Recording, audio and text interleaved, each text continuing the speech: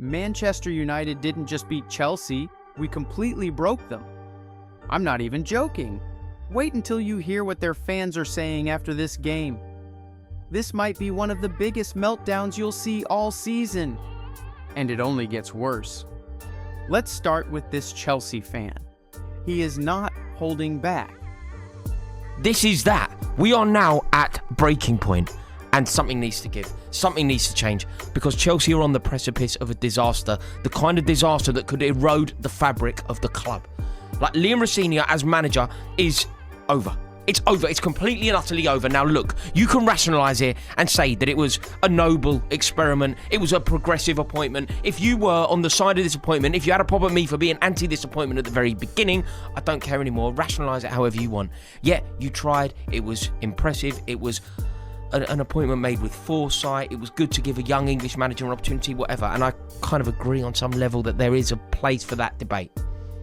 But it's so clearly over. He is so clearly out of his depth. He is so clearly below par. He is so clearly clinging on by the fingertips to this job. And if you look into his eyes, sometimes you just know, don't you? The eyes don't lie. You look in his eyes, you know that he knows he's not the man for the job. You know that he knows he is a charlatan. You know that he knows he is a fraud. And you know that he knows that he is a loser. Liam Rosenior is a loser. Now, look, when you say that, I feel like it conjures up playground insults. I feel like it makes you think in an emotional way. It's kind of an emotive, it feels like an insult, and I don't want it to be like that. I'm not insulting him. It's just factually correct. The man is a loser.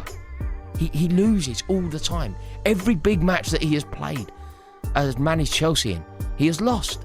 He constantly loses. Look at the games where we have been beaten. Look at even just our recent defeat to Manchester United. You know what baffled me?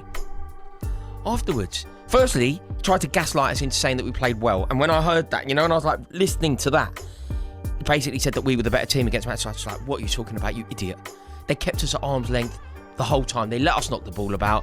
They were in charge. They bossed the game. They knew what was what. And it was us that were clinging on to the game.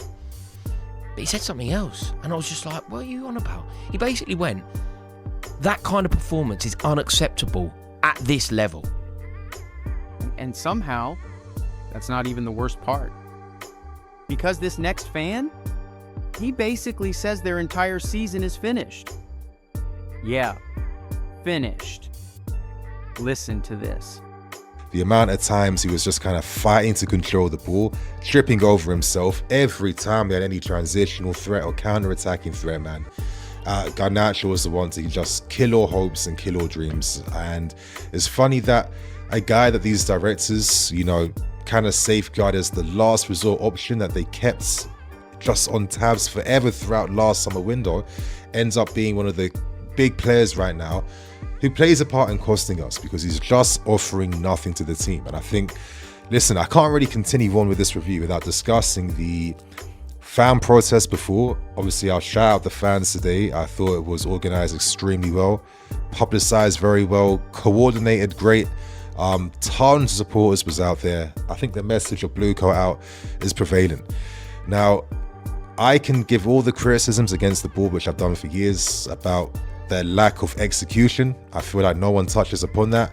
I can criticize them for failing to get deals done, for having a small club mentality in regards to how to even build to the next level. I've said all those things, but for some reason, every criticism to some of you guys feels like it's a fake criticism, because I just don't say Blue Coat Out.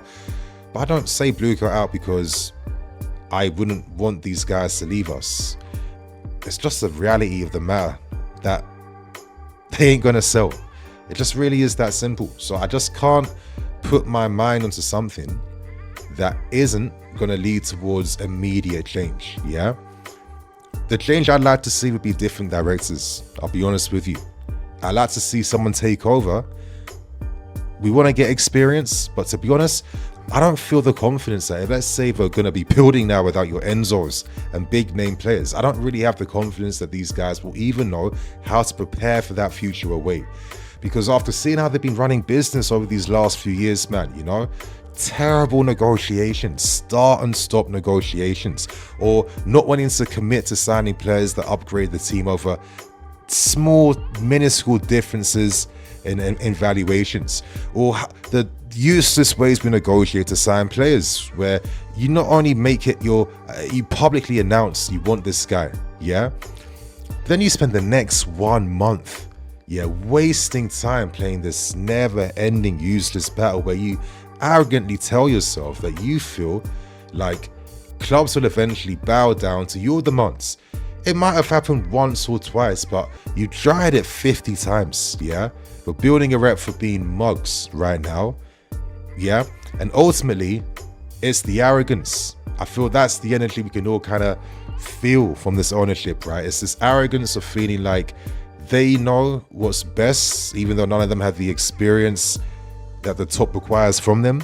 It's this arrogance that they show in regards to the changes they've made at this football club. You know, when I was hearing Igbali speaking about the difficulties taking over, I'm thinking to myself, of course it was difficult, because you told yourself. So yeah, this wasn't just a win. This was a full breakdown. Chelsea fans aren't just frustrated, they're completely done. Manchester United didn't just beat them, we broke them. If you enjoy watching rival fans absolutely lose it like this, make sure you subscribe right now. Because this season, there's going to be a lot more of this.